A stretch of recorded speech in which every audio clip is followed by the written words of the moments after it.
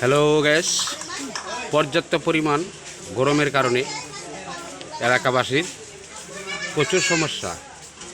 আমাদের ভাইরাল বিড়ালের দোকানের সামনে প্রচুর মানুষ বসা আছে। আমাদের এলাকায় কোনো কারেন্ট নাই। ভোর 5টা থেকে এখন পর্যন্ত কোনো কারেন্ট নাই। কারেন্ট না থাকার কারণে অনেক মানুষ রাস্তায় ঘোরাফেরা করছে।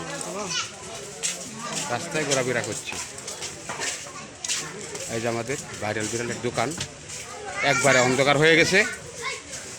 লাইটিং না থাকার কারণে, কারেন্ট নাই, এই জন্যই আমাদের ভিডিওটা লাইটিং কম।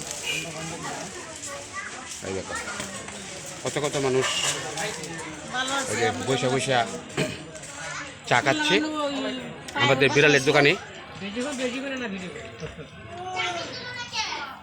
কত কত মানুষ বসে বসে চা খাচ্ছে অতিরিক্ত গরমের মাঝে। মানুষ